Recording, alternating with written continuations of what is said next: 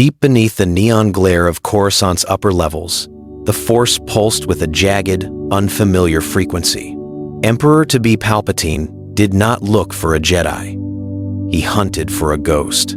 He found his prize in a nameless scavenger, a child whose survival instincts were honed by the crushing pressure of the underworld. This was no ordinary Force user. It was a void, a creature of pure potential. Palpatine whisked the child away to a forgotten facility buried in the planet's crust. Here, the rule of two was a suggestion he intended to break. While the Jedi Council remained blinded by the mounting chaos of the Clone Wars, Palpatine forged a new blade. He didn't teach this pupil the philosophy of the Sith. He taught them hunger. He taught them that the galaxy was a machine to be dismantled. The training was grueling, filled with sensory deprivation and brutal combat simulations against deactivated droidekas. The apprentice learned to feed on the ambient fear radiating from the war-torn galaxy above. Palpatine watched with a twisted sense of pride as his secret weapon mastered the art of psychological warfare. By the time the Republic stood on the brink of collapse, the apprentice was a master of infiltration, capable of appearing as a loyal soldier or a phantom in the night. The Jedi were distracted by the Separatist threat, never imagining that the true architect of their destruction was sitting right beneath their feet, waiting for the signal to strike. As the war neared its climax, the apprentice stood ready to execute the first phase of the Master's design. The transition from Republic to Empire was supposed to be Vader's zenith. Instead, it became a cold, suffocating cage. Vader sensed the shifting tides in the Force, a subtle, sharp ripple that wasn't his own. His master, the Emperor, was playing a game of shadows, and for the first time, Vader felt the biting chill of being obsolete. It began with a series of missing files regarding high-security Imperial projects. Vader traced the anomalies to a specialized unit operating under direct, classified orders from Palpatine. When he confronted his master, the Emperor merely smiled, a gesture that contained more malice than any lightsaber strike. Vader, fueled by his trademark obsession and rage, began his own investigation. He tracked a shadowy signature to the ruins of an old cloning facility on a forgotten moon. What he found was not a machine, but a mirror image of his own dark purpose. The apprentice, agile and unburdened by the mechanical suit that shackled Vader, moved with a fluidity that made the Sith Lord's blood boil. They clashed in a brief, brutal skirmish of sparks and force-fueled hatred. The apprentice was fast, precise, and entirely devoid of the emotional baggage that Vader carried. Vader retreated, his armor scorched and his resolve hardened. The hierarchy of the Empire was no longer a clear path to absolute power. It was a hunting ground. Palpatine had created a monster to keep his greatest servant on edge, and now the dark side of the Force was beginning to fracture under the weight of two dueling destinies. The Clone Wars were the perfect smokescreen for a shadow to move through. While the galaxy watched the grand spectacles on front lines like Felucia and Umbara, the apprentice moved through the cracks. Acting as a ghost in the command structure, they whispered into the ears of key Republic officers, planting seeds of doubt about Jedi leadership. The apprentice's methods were surgical. They hacked into comms channels to leak false reports of Jedi incompetence or perceived betrayal. On the front lines, they used the Force to subtly influence combat outcomes, forcing Jedi generals into impossible tactical positions that resulted in catastrophic clone casualties. These weren't random accidents. They were choreographed failures, designed to exhaust the patience of the GAR's rank-and-file soldiers. Commanders began to question the wisdom of the Council. They saw the Jedi as distant, reckless, and increasingly out of touch with the reality of the war. The apprentice thrived in this vacuum of trust, acting as an anonymous whistleblower who supposedly had inside intel on Jedi corruption. Every whisper fed the fire of resentment. The bond between the clones and the Jedi, once the bedrock of the war effort, began to fray into something brittle. Palpatine watched from his office, satisfied as his apprentice turned the Republic's greatest strength against itself. By the time the final march on the Jedi Temple approached, the atmosphere was thick with betrayal.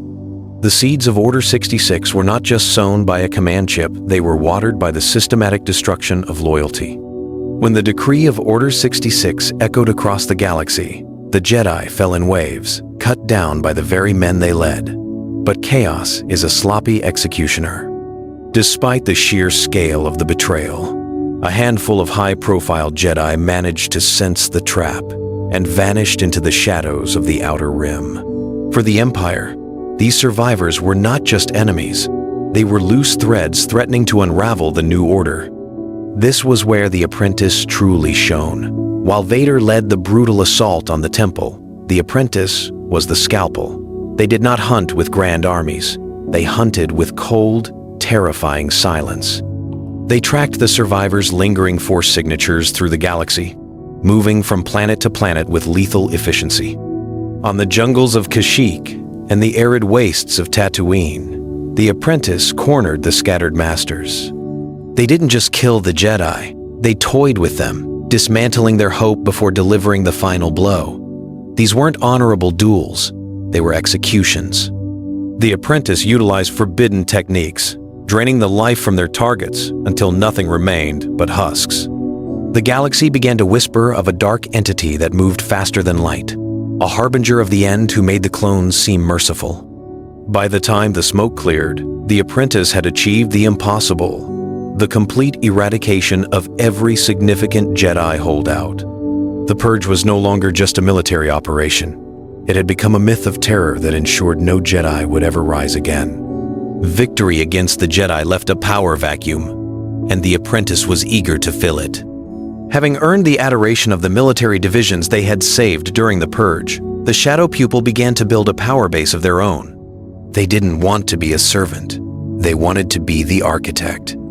The Apprentice convinced elite Imperial generals that the Emperor was drifting into senility, obsessed with mystical relics rather than galactic stability. They promised a new way of ruling, one focused on efficiency, technological superiority, and the absolute dominance of the military over the arcane. A clandestine faction began to form, the Iron Order. Soon, supply chains were being diverted to the Apprentice's private fleets. Imperial sectors began reporting to two different masters. The tension reached a breaking point when an entire battalion refused orders from Coruscant, claiming their loyalty lay with the Apprentice's vision of a perfected empire. The grand, monolithic structure of Palpatine's rule was cracking. Palpatine sat in the center of the web, watching as his empire split down the middle. He had wanted a weapon, but he had forged a revolutionary. The Apprentice was no longer content with being the secret hand behind the throne. They were building a throne of their own. For the first time, the Emperor felt the genuine risk of losing the game. The galaxy held its breath as two massive Imperial war machines prepared to collide. The Emperor's silence was the loudest sound in the galaxy. Vader knew the game. He was being discarded. The Apprentice was a younger, sharper tool, and the Emperor was ready to move on. Vader would not go quietly. He was the chosen one, or at least, he had been, and no shadow puppet would take his place.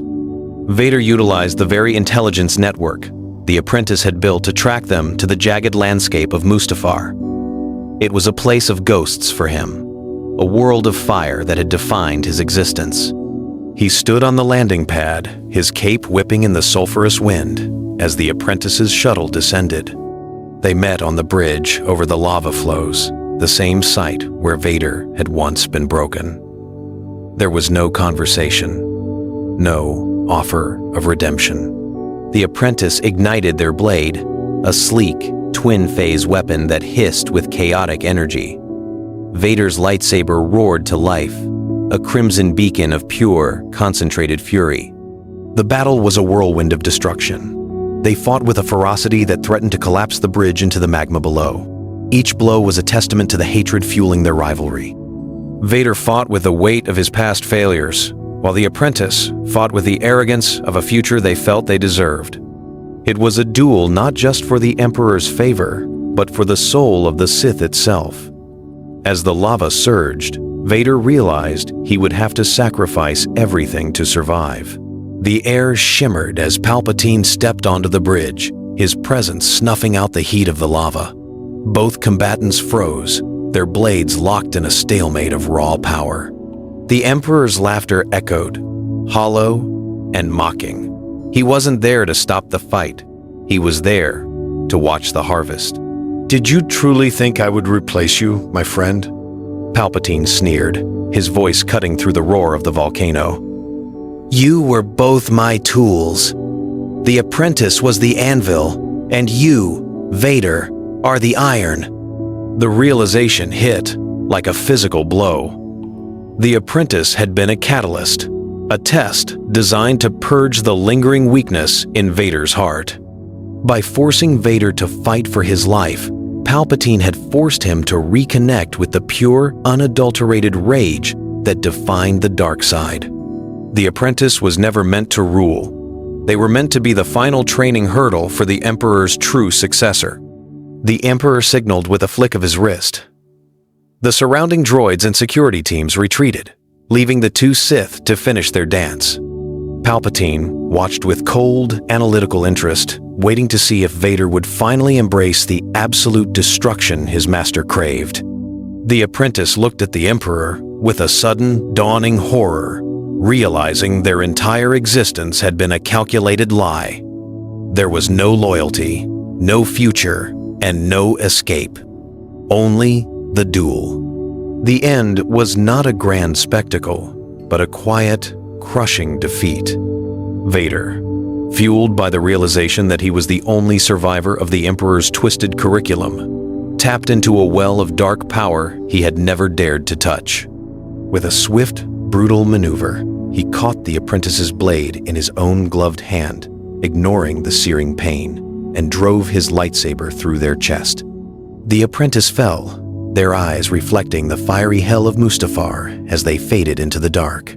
Vader stood over the body, breathing through his mechanical respirator, his armor damaged and his spirit irrevocably severed from his past. He had won, but he had lost everything that remained of Anakin Skywalker.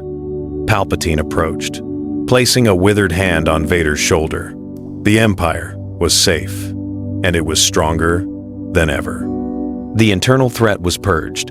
The military was solidified under their absolute command, and the fear of the dark side was absolute. There was no resistance, no hope, and no path back to the light. The galaxy entered an age of unprecedented shadow. Without the hope of a hidden apprentice to challenge the throne, and with Vader finally shedding his internal conflicts, the Emperor's reign became an inescapable reality. The stars themselves seemed to dim as the Empire turned its full attention to total galactic domination. The light had not just been defeated, it had been extinguished. The era of the true, unchallenged Sith Order had finally arrived, and the galaxy would suffer in the silence of their absolute victory.